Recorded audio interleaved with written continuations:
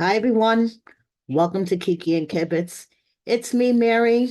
Welcome to my Saturday night shenanigans. You know, tonight is a good night just to stay in and talk crap about last night's episode of Love After Life After Lockup because, whew, it was a pretty hefty episode, if I may say so myself. I mean, guys, between Mike and Justine, okay, the family getting together, Louis' family, um, Donna and Melissa's dad, okay, and Earl. I mean, that enough. That's just enough to make my mind like go oof. But we're gonna get into it all, okay? So season five, episode 18. I still don't understand how they number the episodes because technically this is episode six, but episode 18, whatever. And like I said, it was a really hefty episode. So I'm gonna start off with Chevelle and Quaylon. And first of all, if you ask your child if they want to go anywhere and they say, I'll pay you $20 if I could stay home, and especially if it's your wedding, that's a really bad sign. Hi, Kathy. Thank you for joining me tonight. It's a really bad sign, okay? If your kid looks at you and says, you know something, I'll pay you if I could stay home. Okay, so Malia wants nothing to do with this. She's a smart one out of everybody. I'm sorry to say, okay? She knows that Chevelle and Quaylon are a hot mess express, and she wants nothing to do with this. And she's trying to tell her mom, listen, I don't want you to marry Quaylon, okay, in her little 9-year-old way. So she tells, and the way that she tells Chevelle, I mean, when she said to her, what if something happens to you, mom? What if you drink something poisonous or if you accidentally fall? I don't want to be with him. She was basically saying, I don't want to be stuck with him. So, mom, please, don't marry this dude and make me call him Steffi. So while Chevelle's having this conversation with her daughter, the wheels are turning in her head, and she's like, whoa, maybe I should have talked to her first before Quaylon and I went to go meet with the adoption attorney. You know, maybe I should have had this conversation and figured out my daughter's feelings before I kind of jumped the gun and Quaylon and I went to go talk to this adoption attorney. Okay. Now Chevelle, she calls all of this as her daughter being overprotective. No, Chevelle, you have deeper issues than your daughter being overprotective over you. Okay. If your daughter feels the need to be overprotective to the point where she's telling you, I don't want this person to be my stepdad. I don't call him dad anymore. I just don't want to call him dad. I'm not feeling it. Yes, we went to an adventure park, but no, I didn't have fun. I really, it was fun, but I didn't have fun because you weren't there, mom. So no, I don't want Quaylon to be part of our lives. And Chevelle realizes this, okay, and she decides, I need to have a conversation with Quaylon about this adoption thing because this adoption thing doesn't make sense now. And of course, it turns into an argument, okay? Because Quaylon asked Chevelle, are you going to call your baby daddy and ask him about this whole thing? And Chevelle said no. And Quaylon said, what? And she said no. I'm not calling my baby daddy about this whole adoption situation. And he's like, exactly, baby girl Dixon. How could she not know her child was having misgivings? That's my whole point. Thank you. Okay. So now Chevelle's like, no, I'm not calling my baby daddy about the situation, period. And Quaylon's like, what? What do you mean? We went to an adoption attorney. Like we sat down for a consultation. I mean, and the attorney told us that you needed to talk to your baby daddy, and now you're making a hard situation even harder by not even calling him. And instead of Chevelle explaining what's going on, she's just like, no, I'm not calling my baby daddy. And that's that. And you're going to mind your business. And Quaylon's like, well, this is kind of my business because he's not stepping up. He's not doing the thing that a daddy's supposed to be doing. I'm stepping in. I'm going to be your husband. So it's a me, you, and him kind of thing. And Chevelle just keeps saying, no. No, you're not calling my baby daddy.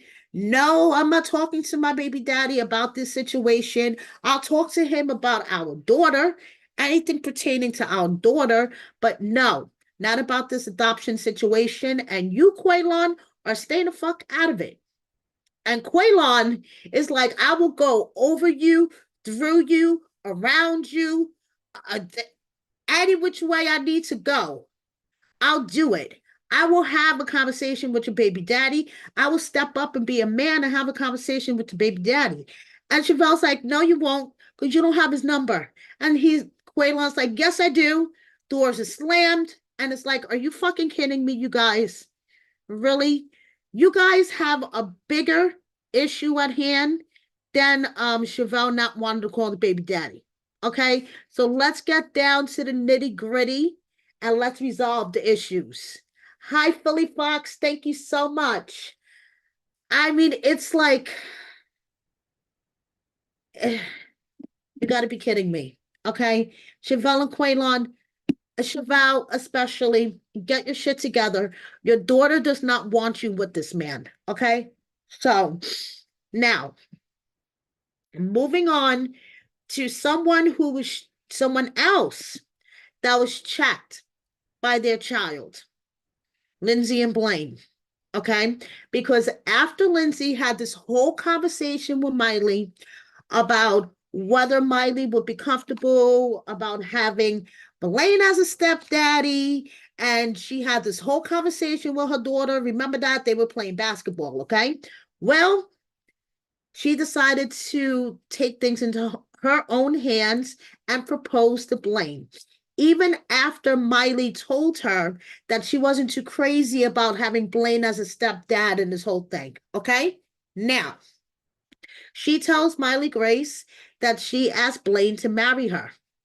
And Miley Grace is like, you asked him to marry you? Like, okay, if he was if he was never going to do it, then like why this whole thing, like Miley just can't wrap her 13-year-old mind around this, okay? And Miley says it doesn't feel normal or make sense to her because if Blaine really wanted to marry her mom, he would propose, okay? And Lindsay says, well, I'm tired of being a girlfriend. And Miley said, oh, I see. So you're settling. And I was like, oh, okay. But you know something? Miley's really smart because she could see what the hell's going on. So now Lindsay declares that she wants to get married in a month. And Miley's like, Mom, are you knocked up? And she's like, no, I am not pregnant. Okay. Yes, Kathy, the kids on the show are smarter than the parents, guaranteed. So Lindsay tells Blaine that she wants a wedding dress ASAP. Okay. They need to get married within like a month and a half in case Lindsay finds herself serving the 40 years. Okay.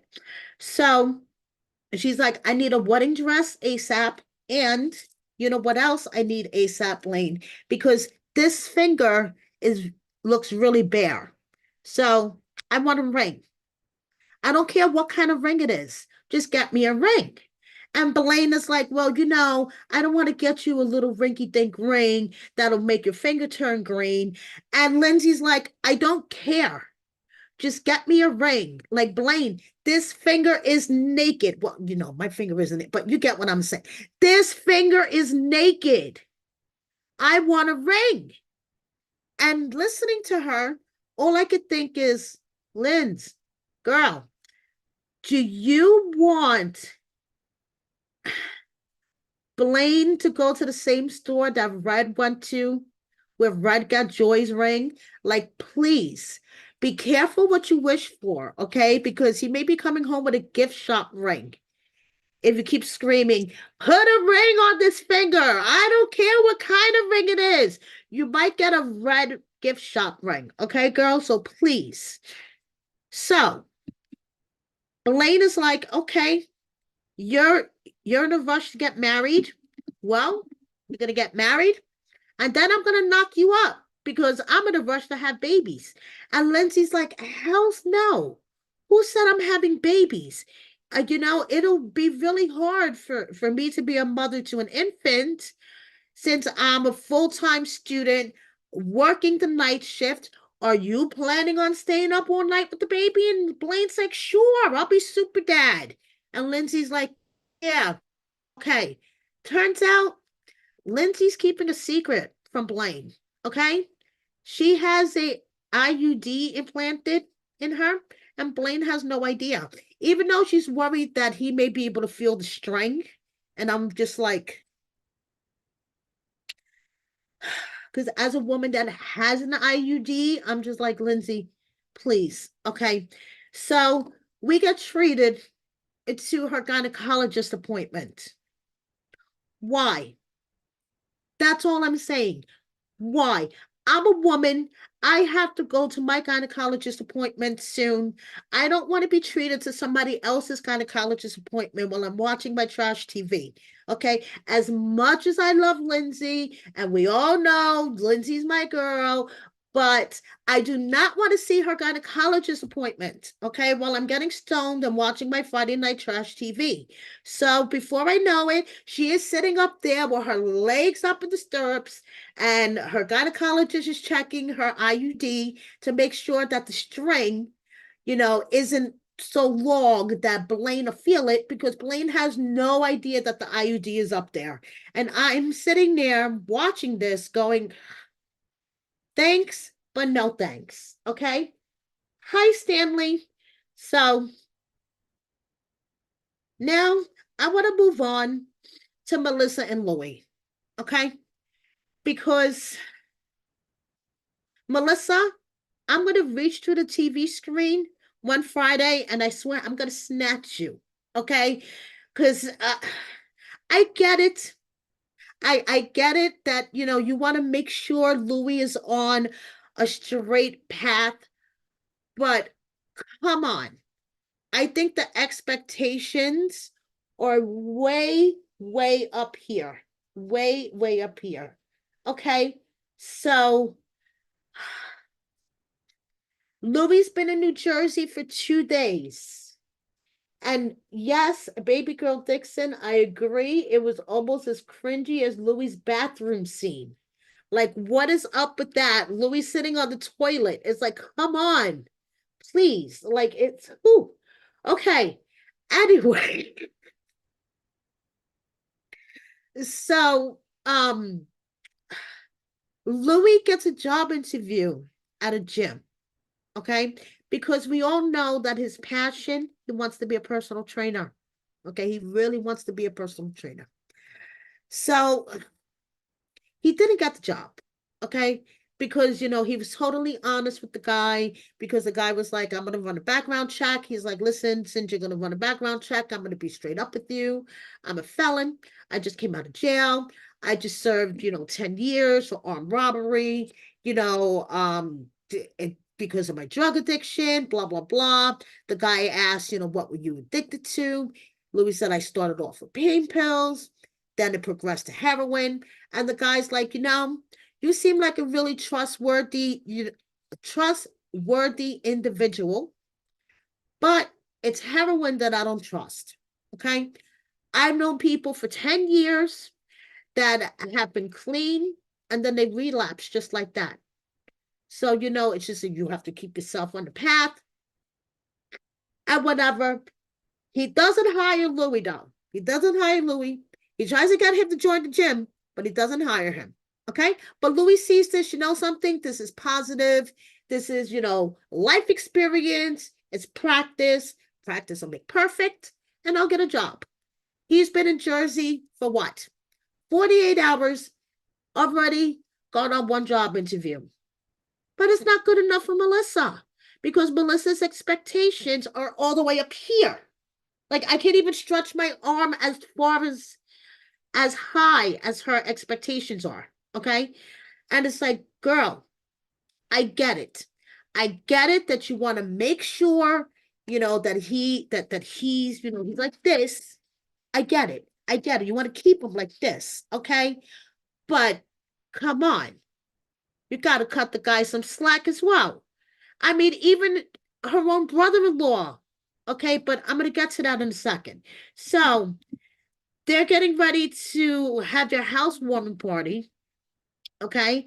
And, her family comes in and her family could kind of hear them, you know, arguing, getting loud about the job interview as they were coming up the stairs. So Melissa explains that he went on the job interview for a job at the gym and it was a waste of time.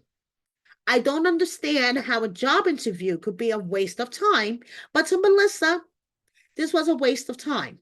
And even her brother-in-law was like, how could a job interview be a waste of time?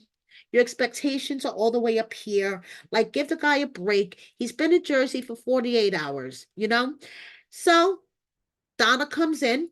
Okay, so now we have Donna versus Melissa's family. Okay, all the sisters are there, the dad's there, and Melissa's sister Cherie is not going to be any slack. No, you should have had like 20 job interviews lined up. You should have job interviews lined up from here until next year, and Donna is like, it's not that easy when you're a felon to do these things. Trust me. I've seen, when Louis was in Georgia applying for jobs, it's not that easy. So Cherie decides that she wants to have a conversation with Donna. And this is where I was like, oh shit, let me light my blunt because this is going to be a good one. Okay. Because I think Cherie has really good intentions, but she projects a lot of her past trauma onto Louis. Okay. Because her baby daddy was an addict, struggled with addiction, and passed away of a drug overdose. Okay. Apparently, Cherie didn't know about, didn't realize to the extent of the addiction, thought her baby daddy was clean at the time. And, she has trauma from it. And I get she has, good intentions for her sister because she doesn't want her sister to go through the same trauma that she did.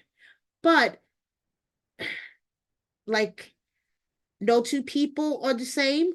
No two addicts are the same. Okay. And she is projecting her trauma and what she went through with her baby daddy onto Louis. Okay. Yes, this is the real test now. Louis may be clean for 6 years on the inside, and now he's going to be out here, and this is his real test. Yes, I get that, Cherie. But like Donna says, Louis is not the same person now that he was 11 years ago. And that is where Melissa's family, they just I don't think they seem to wrap their mind around it, that they think that Louis will always be a criminal, will always be this drug addicted, criminal minded person. And Donna points out that no, he's not the same person that he was 11 years ago. all the lying and the scheming and all that other stuff that he used to do when he was addicted. Now he's sober. He's not that same person. Okay? So, Louis's mom decides that she wants to talk to Melissa's dad. Okay? The two parents, okay? The two parental figures of the families involved step outside. Okay? So, Donna, she made me cry. I cried twice during this episode. Okay? Donna made me cry when she was like, Ron, please keep an eye on my son. Okay? I'm leaving my son here. I'm scared. And, the Italian way is family. And I was just like, Donna, you're going to make me cry. And she made me cry. Okay? And when she said, Ron, please keep an eye on him. And Ron said, Donna, I will. And two of them got up and they hugged. And I was just like, oh, oh. So that was the first time I cried. Okay?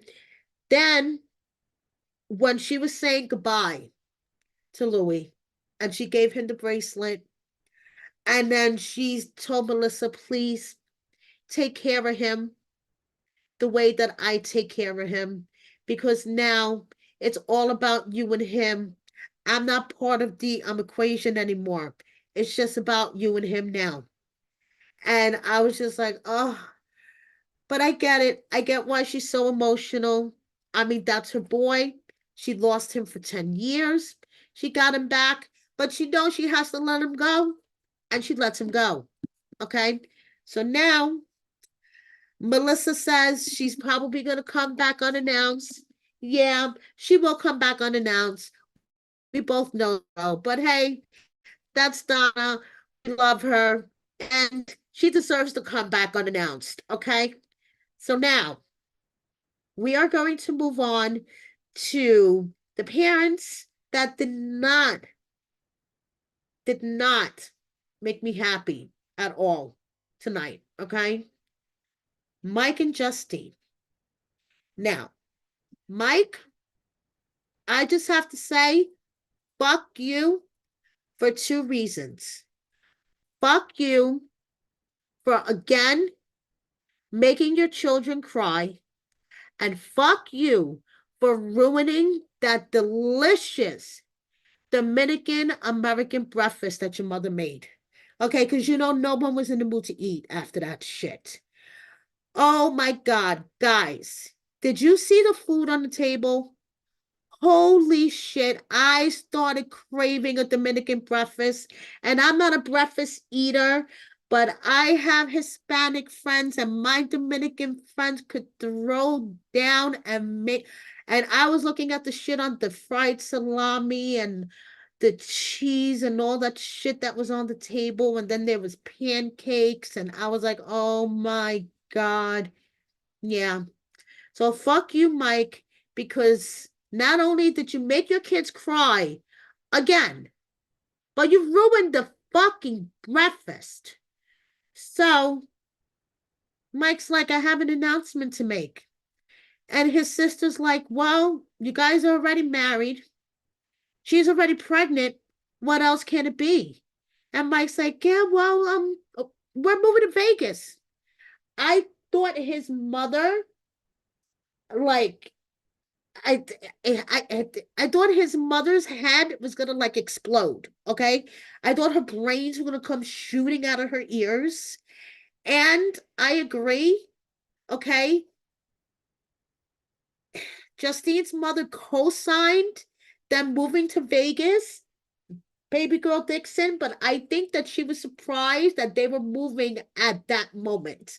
I think she wasn't expecting them to move then, like to make, like she co-signed them to move, but she wasn't expecting them to move so close to Justine's due date. Like Justine's about to pop, and you're announcing, okay, we're moving to Vegas, and she's gonna have the baby in Vegas. I think that's what caught her off guard.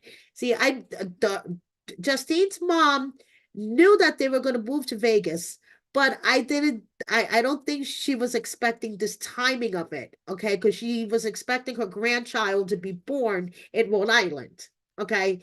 And Mike, when your little one, Nova, was crying and everyone was asking her, Nova, what's wrong?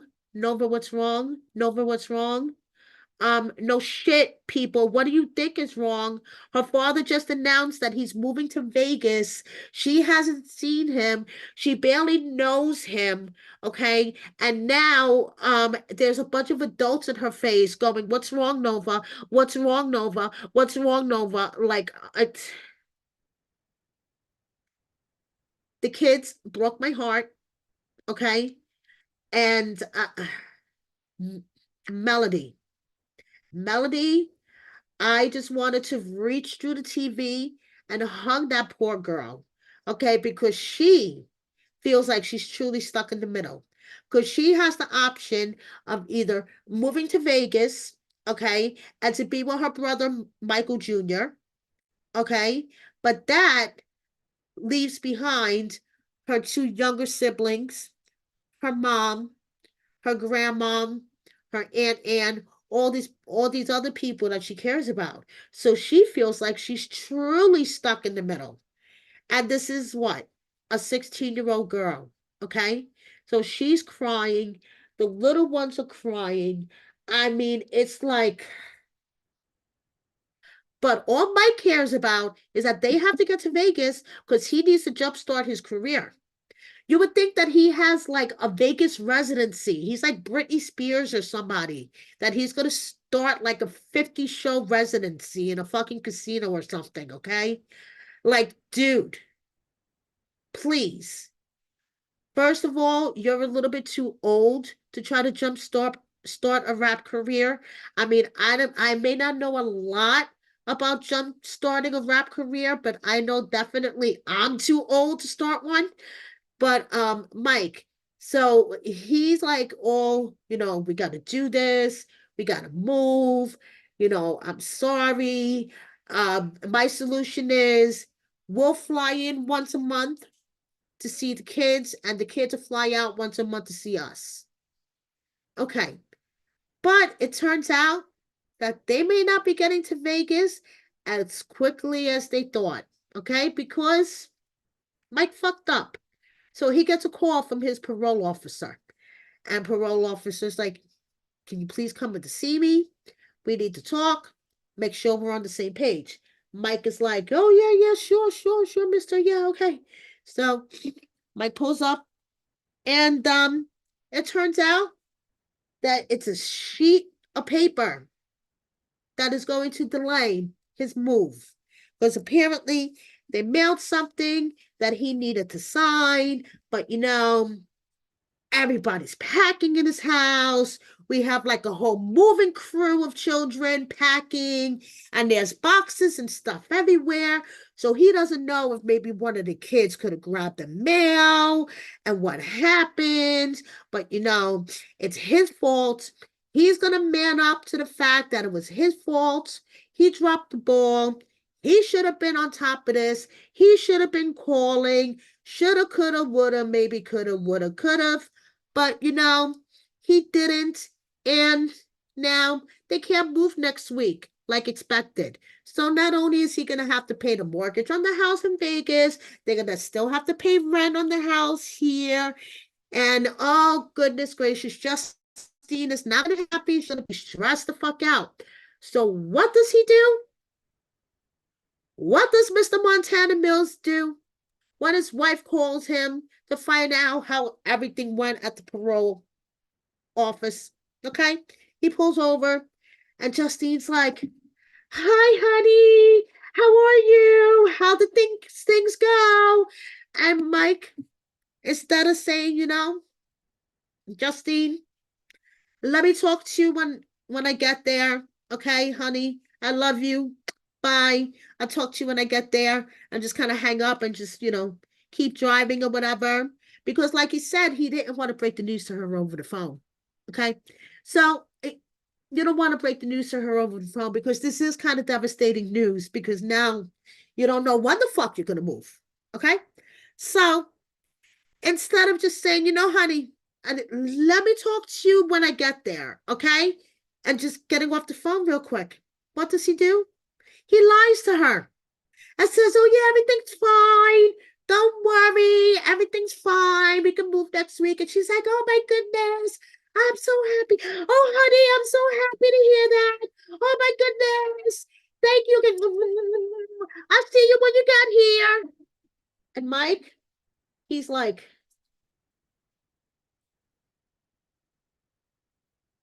yeah, okay. Mike, you're a fucking idiot. You're pissing me the fuck off. Okay? You keep making your children cry. I guess so. You keep making your children cry. Okay? Um, and you fucked up a delicious looking Dominican American breakfast. And for that, I definitely can't forgive you for. Okay?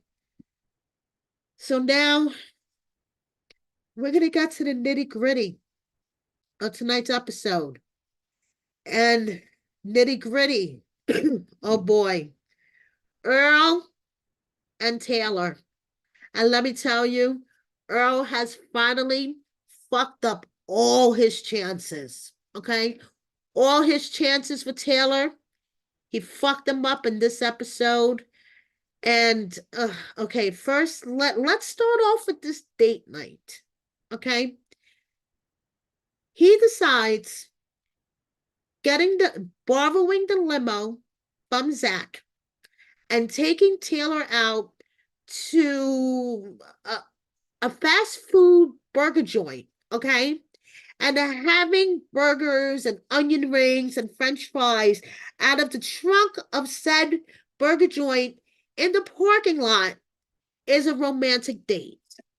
What in the fuck is happening? Okay?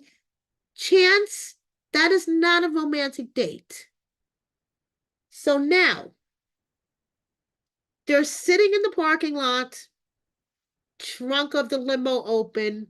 Chance was hoping he could kill two birds with one stone with this, that he could sell Taylor on the idea of investing in the limo.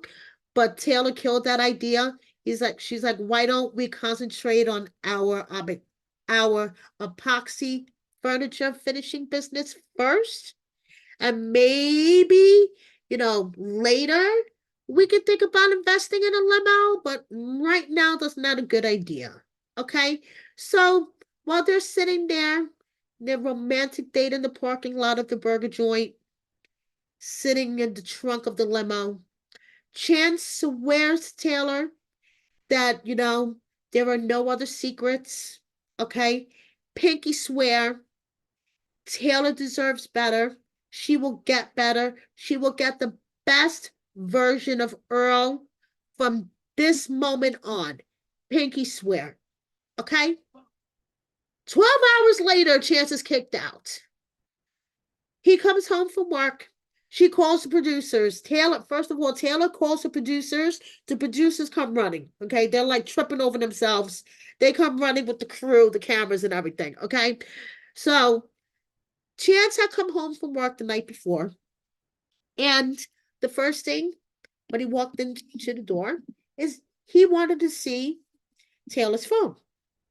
And Taylor was like, okay, two could play at that game. You want to see my phone? Let me see your phone. And well, that didn't turn out very well for Earl. So there was a text message from a random unsaved number, and it was just a question mark. So Taylor confronted Chance and said, what the fuck? Who is this? And Chance, of course, got defensive and was like, oh, really mad. Usual Earl bullshit.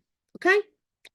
So Taylor puts on her detective cap on and decides to go into the call log, check out this phone number, and it turns out that there was 171 messages to this particular phone number in one day. So Taylor's like, whoa, obviously he's hiding something. So if you're not hiding anything, let me see the messages.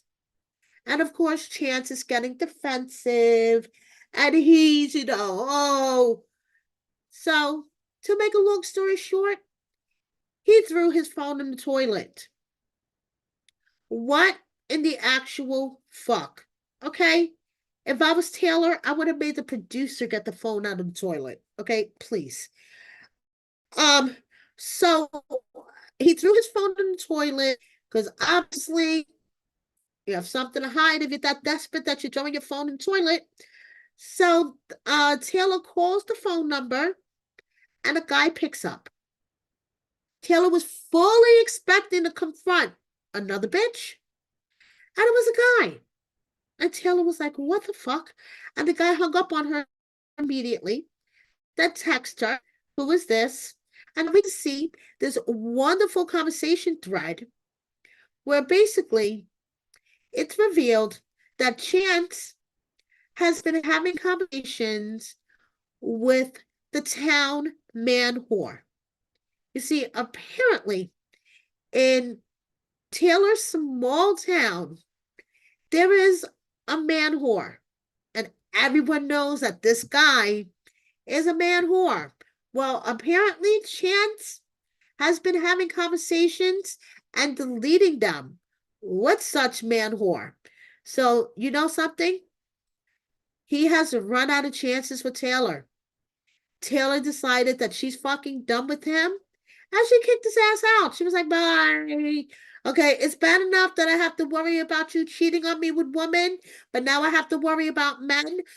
Bye. And kicks him the fuck out. Okay? So now Chance, being a douchebag that he is, came back into the house at 6 a.m., broke in, got most of his clothes, and accidentally took Taylor's laptop. Okay? Like Taylor said, he took it so he could have an excuse to talk to her, an excuse to fight with her, an excuse to gaslight her, and bullshit, as we shall see from this moment on, I'm sure, okay, because we see it going on in real time. So he calls her and he's like, well, I have your laptop. I'm going to come by and drop it off. And she's like, what time are you going to drop it off? Or why? Do you want to make sure your boyfriend's not there? And Taylor's like, no, I want to make sure the kids aren't here because I don't want to fight in front of the kids. And when the producers asked Earl about those messages, it's all hogwash. He's building empires over here, people. He doesn't have time for this. It's all hogwash. Okay? He thought he was communicating with Taylor. Taylor was catfishing him. Okay? Taylor was trying to set him up and to rope him into cheating because Taylor wants to break up with him. This is his reasoning. Okay? Raise your hand if you believe him. Yeah, anyway. So, he's like, I'm going to drop off the laptop. Taylor's like, you need to tell me when you're going to drop off the laptop. And he's like, I downloaded all the evidence off your laptop. I have all the evidence that you're not the person that you said you were. And you know something, Taylor? It's really, really sad because I put so much blood, sweat, tears, semen, and I don't know what else into this relationship. And all I got out of it is my truck that has billions of miles on it. And Taylor's like, okay, I just want my laptop. And he's like, it's not like I have tons of friends to crash with. And Taylor's like, well, maybe you could crash with your boyfriend. And he's like, I don't have a boyfriend, honey. And she's like, okay, bye, honey, because the evidence proves otherwise. And all I have to say is Earl and the town man whore. It is like, what the fuck? So next week, we're going to find out more about Earl, I guess, in the town man whore and see how that turns out. But he screwed up. That's it. His chances with Taylor. Yes, she does. Taylor does look so depressed on the show. I know. So, thank you so much, guys, for watching.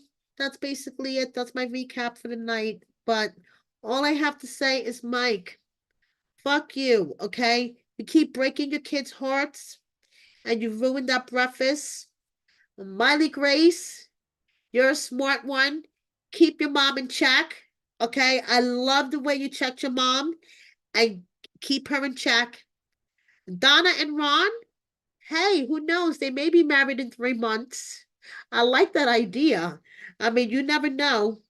Chevelle, girl, listen to your daughter. Be in tune with her needs, okay? Please. You have bigger issues at hand, okay, than Quaylon possibly adopting her. Deal with those issues first. And I don't know, Earl, I have nothing to say to you. So, thanks so much, guys. See you next week. Have a great night. Bye.